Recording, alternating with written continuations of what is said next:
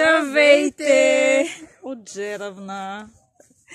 Днес точно за 5 минути взехме решение да дойдем в Жеравна. Защо? Защото днес е световният ден на историята.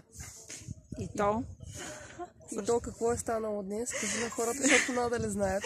Фернандо Магелан на днешния ден за първ път достига Тихия океан и смятам, че това е повод да празнуваме. И поради тази причина решихме да отпразнуваме не само факта, че той е достигнал Тихия океан, но и заради световния ден на историята да дойдем в това китно етнографско място, историческо място. Хората, които са около Бургас, много добре знаят за красотите на Жеравна, пък и не само около Бургас, разбира се. Да, понеже си търсихме място, което да е сравнително близо и бързо да стигнем, защото, както казах, за 5 минути го решихме. Затова избрахме Жеравна. За 5 минути? Аз не, честно казвам, мъжа ми много помогна за неговия багаж и за този на детето. Стандартно колко време приготвяш един багаж? Почвам от няколко дена по-рано. Няколко дена? Да. Сега обаче ми се наложи просто, не знам, с помощ. С помощ го събрах. С съпорт. Да. В Жеравна определено има така доста неща, които могат да се видят. Ние идваме в едно време, в което повечето неща са затворени, но мислим да минем също покрай къщата музей на Йордан Йовков, писателя реалист, тъй като той е роден тук. Това му е родното място. Колко произведения знаеш на Йордан Йовков? Тези, които сме ги учили в училище. Така че, освен това, ще видим и също къщата музей на Сава Филаретов, на Руси Чорбаджи. И искам също да видим и сградата на лечебницата, защото смятаме да я купуваме. Доколкото разбрахме, се продава, но това е най-старата сграда в Жеравна и е на близо 2 века. Художествената галерия, която е бялата сграда, също ще минем покрай нея. И така се надявам разходката ни да приключи положително, въпреки че всичко е затворено наоколо. Но пък има и хора, между другото. Има и хора. Има купони, чуват се тук музики от къщи. Частни Ние даже искахме да се присъединим към някое частно парти. Цукахме на вратата и казахме, можете ли да ни приемете при вас на партито, чуваме музиката отдалече, обаче никой не отвори. Не, абсолютно. Хората наистина си спазват нещата, шегата на страна. Наистина заведенията нищо не работи. Много беше така атрактивно щеше да бъде да изпиете по едно кафе, направено на пясък, тъй като тук има такава кафетерия, така да се каже. Обаче това пак не работи, механите също не работят.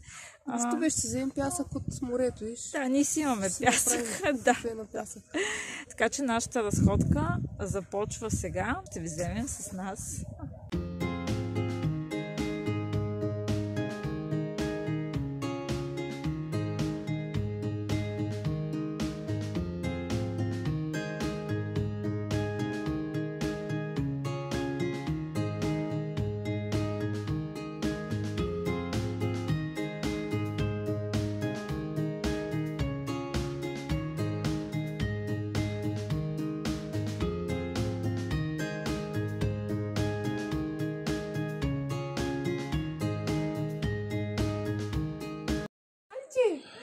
Продават чанти! Гес на гес!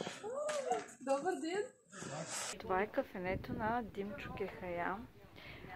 Преди малко минахме покрай къщата му. Всъщност Димчо Кехая е бил така най-заможният човек в Жеравна. Къщата е построена от неговия баща и Йовков неведнъж го описва в своите разкази. Пресъздава го по някакъв начин. Особено така е емблематична една среща с турците, където описва, които идват при него. Ето това е и кафенето, но разбира се, то в момента не работи. Точно тук се сервира това прословото кафе на пясък, което е така известно в Жеравна, точно в това кафене.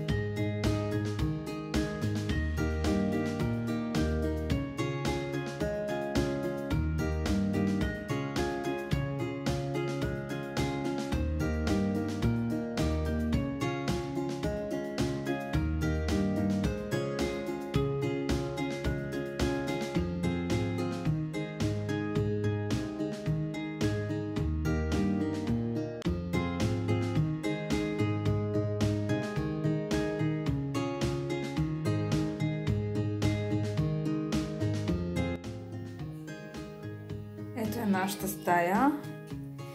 Всичко това е избрано от нашите мъже. Ние нямаме нищо общо този път в организацията. Изцяло те са избирали всичко. Битов стил. Много приятна атмосфера.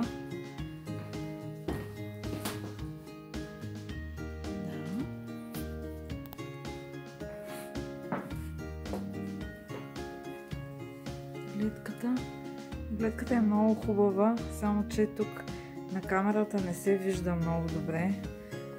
Но гледката също е разкошна.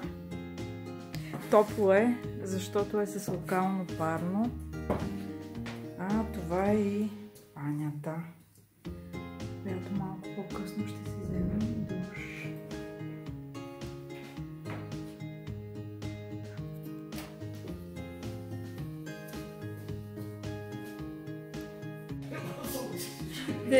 Те за нова година пак сигурно ще възобновят възбраните, бе, хора.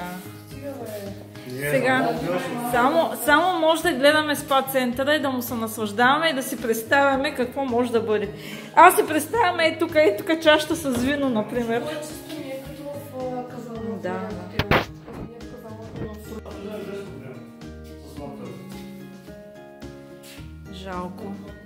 Жалко, нищо не работи, само може да си ги гледаме така. И фитнес има, който не може да го ползваме. Дай да видим и кръчмата, механата, която не може да ползваме. Това е механата, която не работи. Ето. Тютюнопушенето е забранено и всичко е забранено. И влизането е забранено.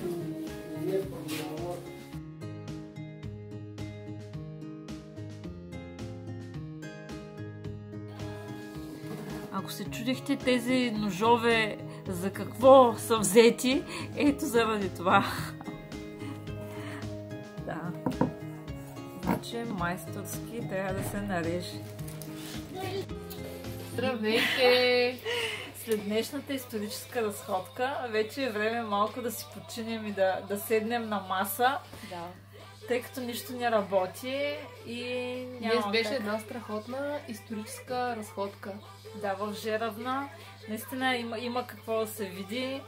Възрожденската атмосфера така много ни вдъхновява. Но в момента е време, нали, да седнем, да хапнем. Заради обстановката в момента няма как. Време е да отпразнуваме Световния ден на историята. Да, чакахме го с нетърпение, нали? Да, на великия мореплавател Фернандо Магелан, който на днешната дата е навлязъл в Тихия океан. И като едни пътешественици, ние решихме да го отбележим все пак. Жена му като го изгонила, какво да прави? Така, ето може да видите. Значи тук всички сме си направили PCR, което означава какво значи Милчо PCR? Пием само ракия. Да, пием само ракия. Някой вино. Да, някой вино. Така че, може да ви кажем едно на здраве. Шегата на страна, наистина сме се тествали, всичко е нормално. Всички сме отрицателни. Всички сме отрицателни. Само да допълня, че това е рум сервис. Рум сервис е. Понеже не работи механата, хората доставят постаите. Да, наистина менюто ни е тук, избираме си какво искаме, казваме и хората ни носят рум сервис, като по този начин нямаме достъп с останалите гости на хотела или там кой където се е настанил къща за гости, хотел.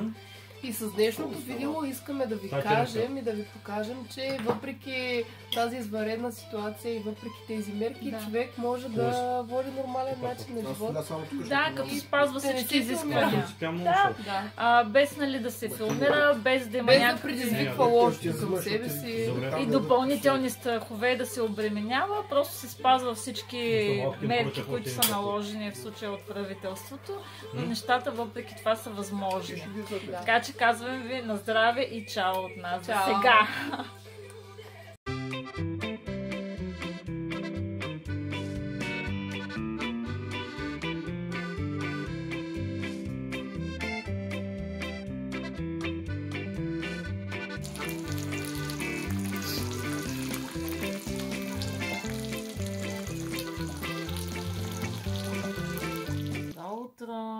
вечеравна.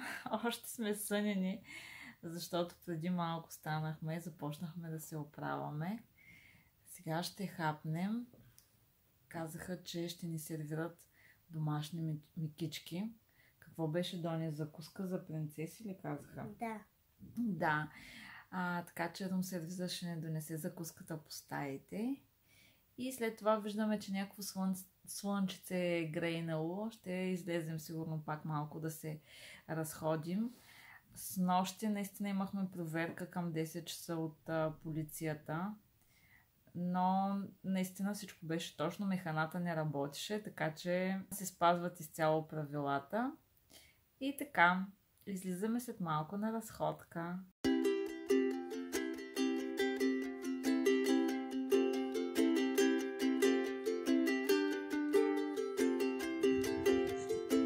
Ето ги пристигат изморени от дългия път.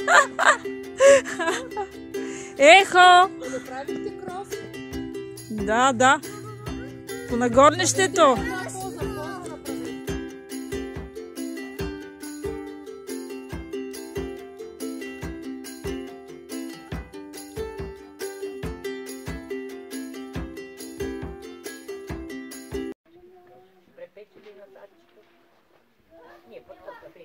Какво предлагате тук? Какво предлагате? Гюзлеме. Ма не искаме да го кажат. Гюзлеме, да. Гюзлеме. Да. Той е насач, не се пърже, пече се. Ти знаеш ли как се казва това растение? Бял равнец. Бял. На дистанция. Да. Това е лековита билка. Лековита билка, да. Малко порция, добно и Я го покажа.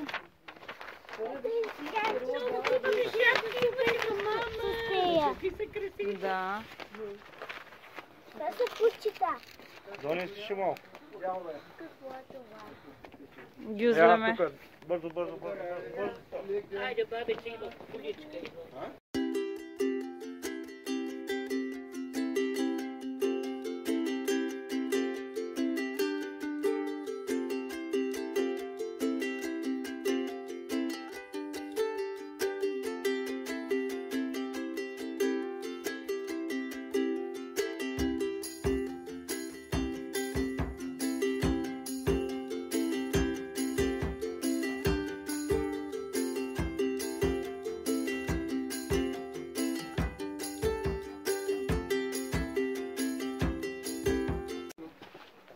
Сега бях при една занаяченица тук да си купувам гюзлеме насач, не е първено. И бабата каза, че тук е било район. Вау! Този сладър иска да вземе гюзлемето. Да. Добре, де, ето. Дай му малко, айде. Дай му 4. Доста е голем. Да, доста е голям. Оп. Браво. Тук било район на златото. На златото. Хората търсили в пещерите злато. И бабата вика, миналата година си разрових градината. Копах, изкарах, вика, една делба с злато, с жълтици. И другата е пита, и какво направих? Направих си, вика, зъбите си. Значи, можем да отидем и ние да потърсим малко злато, да си пазим за зъбите после. Но аз, доколкото знам, ако откриеш злато в дома си, трябва да го предадеш на държавата. Така ли? Да, не е наше. Просто е на държавата е. Но нищо, тя се е направила зъбите. Да. Хайде, Муцун. Да видим колко е голямо. И няма оттърване от него сега. Няма оттърване. Няма. Краси мен не гони, тебе гони.